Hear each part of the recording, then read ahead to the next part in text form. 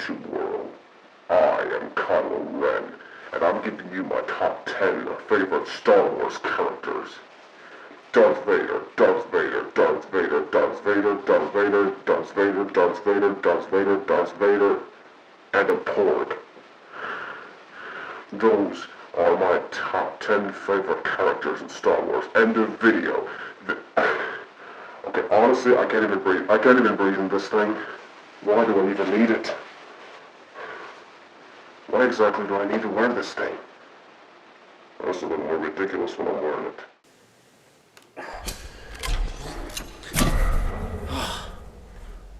Seriously, how does one survive wearing this thing? What is up, my Optimistic Army? My YouTube account makes the... Okay, you know what? I already did an introduction as Kylo Ren, so what am I talking about? These are my top 10 favorite Star Wars characters. Star Wars Episode VIII, The Last Jedi, is coming to you guys Friday, but I'm seeing it Thursday. For my next top 10 video, what better way than to give you guys my top 10 favorite Star Wars characters. And no, they're not 9 Darth Vaders and a Porg. Let's get started. Number 10, Princess Leia Organa / Skywalker / Solo. She has 3 last names at this point. Like, I like Princess Leia, when her performance is by Carrie Fisher through the original trilogy, and her small role in The Force Awakens was really good. And like, the character of Leia was, like, at first, start off as, just like a rich princess who's always so demanding, commanding, something like that.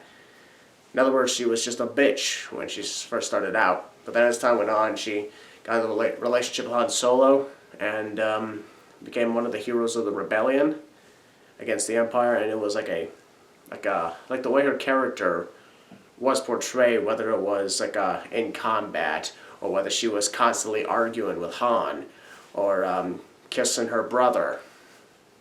Ugh. Incest in Star Wars. Carrie Fisher, she passed away, of course, last December. So like upcoming movie, The Last Jedi, is going to be dedicated to her memory, as this is her last performance as Leia. And I'm hoping she's going to do really good in her last role. Number 9 on my list, Grand Moff Tarkin. Grand Moff Tarkin was in A New Hope, and recently he was in Rogue One.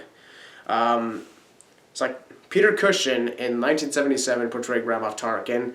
And compared to other commanding bad guys, Tarkin had quite a lot of patience. Something that a lot of officers lacked. Like when it came to the Death Star, firing at planets, he never just immediately shouted, "Fire! Fire! Fire at will! Fire now!" He calmly, and at the same time in a sinister tone, said, "You may fire when ready." And I must say, that's like a really cool, one of my favorite lines from him. And then when I saw him in Rogue One, I was surprised at the CGI recreation of Peter Cushing. A lot of people say it sucked, but I'm like, oh, what, you could do a better job than that of recreating Peter Cushing as Grand Moff Tarkin? I'd like to see everybody else try to do a better job than the producers of Rogue One did. Seriously, I want to see you try. Number 8 on my list, Mace Windu. Mace Windu, portrayed by Samuel L. Jackson in the prequel trilogy of the Star Wars saga, was a Grandmaster of one of the Grandmasters of the Jedi Council. Seemed like a whole different Samuel L. Jackson than I usually see him in movies, but to see him as a Jedi. In the first film, of course, he was mainly just sitting and talking. Sitting and talking, that's what a lot of the prequels were fond of, was sitting and talking, or standing and talking, walking and talking. Talking, of course it was. But Mace Windu, when he was in combat with his purple lightsaber, it was pretty badass. And see him, especially in a duel with Darth Sidious in Revenge of the Sith. I mean, he actually bested Sidious, unless, of course, that was Palpatine's plan the whole time. But whatever the case is, Mace Windu was awesome. Dies, of course, at the hands of Palpatine, though there's a lot of rumors that he survived, and he's coming back, or he might be Supreme Leader Snoke, which I think is dumb. Number 7, Darth Sidious, or otherwise known as Emperor Palpatine. Darth Sidious, of course, was the main antagonist for pretty much both the prequel and the original trilogy, because he was the mastermind behind everything. Whether he was posing as a senator of Naboo, and then posing as the Chancellor of the Galactic Republic, revealing himself as the Sith Lord that all the Jedi was looking for. And I must say, like, the way he was able to conceal his actual identity against the other Jedi, especially when he was literally right in front of them, is amazing. It's like amazing that nobody sensed that the freaking Dark Lord of the Sith, who they've been looking for, was right in front of them the whole time. And that's what you call amazing power in the dark side of the Force. In the original trilogy, he made his first appearance in Empire Strikes Back as a giant hologram, kind of like how Supreme Leader Snoke first appeared as a giant hologram in The Force Awakens. And then in Return of the Jedi, he had more of a prominent role, where he demonstrated the Force lightning against Luke Skywalker, and I was like, that's one of the most sinister powers I could see a Sith Lord have. Number 6 on my list, another Darth Maul. Darth Maul, who only appeared, in the movies, he only appeared in The Phantom Menace, but he was later resurrected in the Clone Wars animation TV series, and later he was shown in the animated Rebels series. When we see him in the movies, he's a guy of few words. He rarely says a thing. He's most known for saying, "At last we will reveal ourselves to the Jedi, at last we will have revenge." Doesn't really say that much at all. And when he was in combat, he's portrayed by, of course, like real-life martial artist Ray Park. Darth Maul in lightsaber combat especially introduced him the staff saber with a blade on each end. Okay, I gotta stop doing that. Like the way that Darth Maul like fights in lightsaber duels is like so freaking awesome. That's why the duel at the end of The Phantom Menace was not only one of the only good parts of the film, but it was one of my favorite lightsaber duels in Star Wars itself. Number 5 on my list, Luke Skywalker. Luke Skywalker, the chosen one. The one who, well, technically Anakin Skywalker brought balance to the Force, but Luke Skywalker currently, as we all know, is the Last Jedi. And he will be returning in Last Jedi. Anyway, his performances in the original trilogy by Mark Hamill was... I first started off as a whiny guy in Tatooine, later Rebel Hero, and turned Jedi Knight, and then Hero of the Galaxy. And it was like to see the way he transitioned himself from that boy to that hero, from A New Hope all the way to Return of the Jedi. Like, it was just so mind-boggling. And his training sessions with Yoda in Empire Strikes Back is one of the reasons why Empire is one of my all-time favorite Star Wars films. Mark Hamill returned as Luke Skywalker in The Force Awakens. However, people ask me, what did you think about Luke Skywalker's performance in The Force Awakens? My response was, how the hell should I know? He was only in there for a minute. All he did was turn around, remove a hood, and stare. I can't say much. He didn't say a thing. Didn't do anything, actually. And so I was like, I don't know. Wait till ask me again when the next one comes about, and then I'll answer the question. And that's why in The Last Jedi he's going to have a bigger role, and can't wait to see how Mark Hamill performs in this one. Number 4, Obi-Wan Kenobi. Obi-Wan, or Old Ben Kenobi, as he's first known in the original trilogy. Played by many characters, whether it was James Arnold Taylor in the animated series to Alec Guinness in the original trilogy, or Ewan McGregor in the prequel trilogy.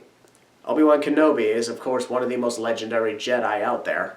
He starts off as an apprentice of Qui-Gon Jinn, then later turned Jedi Knight and trainer of Anakin Skywalker, and he becomes much more of a serious competitor. Like, even from The Phantom Menace, whereas Qui-Gon Jinn was someone who really didn't care if the rules were broken, Obi-Wan was a guy who was all about the rules and the commitments to Jedi. And that's what made him one of the all-time wisest masters of the Jedi. And then when he battled Darth Vader on Mustafar, and that, on Revenge of the Sith, it was a really long battle, like a 15 to 20 minute fight. Like, I liked when I'm trying to compare which one I think did a better job, Sir Alec Guinness or Ewan McGregor, I actually do not want to make any choices between them, because they're two different trilogies, and that's two different styles. Alec Guinness did well as an older and more wise Obi-Wan, whereas Ewan McGregor did well as the Obi-Wan in his prime. There's so many rumors right now that Obi-Wan Kenobi is somehow related to our new character, Rey. And you all know what I think about... Okay, no, I'm just going to take this moment and say, first of all, Rey's not on my list. Hasn't had enough to earn the role on my list. But do I think that she's related to anybody? I honestly don't care. I don't care who Rey's parents are, to be honest. Heck, they could be somebody random, like two random guys we've never... Two random guys, what the frick? A random couple. Random male-female couple who we've never seen before, ever in Star Wars, and they're Rey's parents. Probably the parents are somehow connected to the Skywalkers or something, I don't know, or the Kenobis. But, yeah, I just want to say, no, I don't really think that Rey is related to any of them. I could be wrong. I'm likely wrong. But who cares? I honestly don't care. Number 3 on my list, Jedi Master Yoda. Yoda is number 3. Wow. But of course, I kind of figured he'd be in the top 3 of my all-time favorite Star Wars characters. Master Yoda is the most wise Jedi of all time. Pretty much anything Yoda said was epic. Almost everything he said, especially in Empire Strikes Back when he's training Luke Skywalker on Dagobah, was just awesome and perfection. I liked it. I liked every single bit of it. It was amazing. Like Yoda is the GOAT. He's the GOAT of all the Jedi. That's just the God's honest truth, in my point of view, from a certain point of view. From other people's point of views, other people are different. Other people are the GOAT of the Jedi, and that's totally fine. That's just my opinion. You have yours. Number 2, Anakin Skywalker / Darth Vader. Now, of course, the guy behind the mask before there was Kylo Ren, obviously. Anyway, Darth Vader, or Anakin Skywalker, starts off as a boy on Tatooine. Oh, that's ironic to Luke Skywalker. Who's a slave, wins a pod race, tags along with Qui-Gon Jinn for absolutely no reason, becomes like a Jedi apprentice, and then in Attack of the Clones, he went from being a good friend to Padme Amidala to being a horny teenager who wanted to get inside her pants. Eventually turned to the dark side because he was passed up for a promotion and he feared his wife was going to die in childbirth, and he was clued in by Palpatine that he will have powers that will save his wife from death, and that involved turning to the dark side. But of course, Vader was played the whole time. We all know that. And then in the original trilogy, Darth Vader was kind of the main antagonist, despite the Emperor being, of course, the one pulling all the strings. We always seen in the original trilogy when it comes to him in combat was, well, either a lightsaber duel or occasionally force choking somebody, which of course was badass, but not that much. I mean, everybody of course feared him when Star Wars first released. James Earl Jones does a wonderful job as the voice of Darth Vader, both in the original trilogy and in Rogue One, and of course in Revenge of the Sith as well. I can't forget about that. No. Okay, that sounded stupid. Sounded stupid when I said it. So, yeah, Vader appeared in Rogue One as well. Also voiced by James Earl Jones. And a lot of people say, oh, it just doesn't sound that good because, like, James Earl Jones, he sounds so old now. And I'm like, that's just his voice. He's in his 80s now. So get over it. That's just how it works now. I mean, think about this. Can you think of a better guy to voice Darth Vader than James Earl Jones? Can you? No, you can't. No matter who you get, you can pick anybody. But it still would not be enough as good as James Earl Jones was. And now it's time for my number 1. My number 1 all-time favorite Star Wars character, which is Jar Binks. I'm just kidding. I can never say that with a straight face. My number 1 favorite character is Han Solo. Han Solo. The smuggler.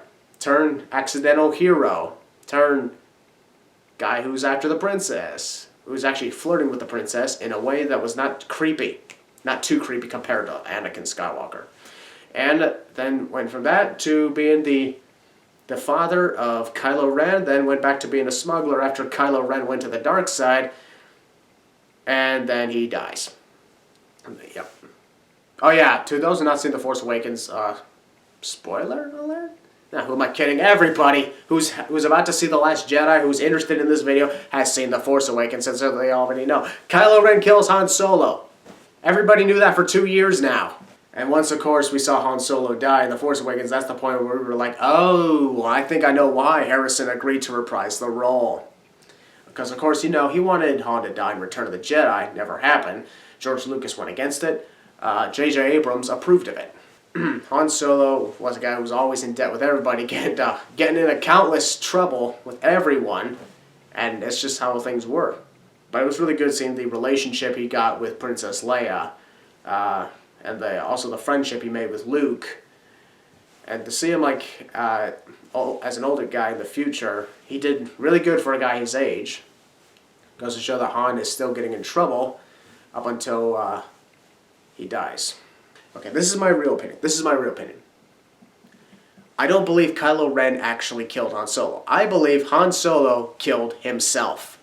I believe it was Han that activated the lightsaber because they were both hanging on to it. And if you think about it, Kylo Ren told his father, I know what I have to do, but I don't know if I have the strength to do it. Will you help me? Han agrees. Kylo takes out the lightsaber, offers it to him. Han takes it, ironically, right where the ignition button is, and activates it. He activates the blade. That way, his son, Kylo Ren, could still be redeemed and not go fully onto the dark side. And that way, Kylo can still be redeemed and come back to the light side of the Force. Which could possibly happen in The Last Jedi, but then again, I have no idea what to expect, because Luke Skywalker says, this is not going to go the way you think. Anyway, ladies and gentlemen, there you have it. Those are my top 10 favorite Star Wars characters, and man, this was a long video, because I like talking about Star Wars. Aside from wrestling and the WWE, I'm all about Star Wars. So it's just that's awesome. What are your top 10 favorite characters in Star Wars? Leave it in the comments below. And, well, may the Force be with you.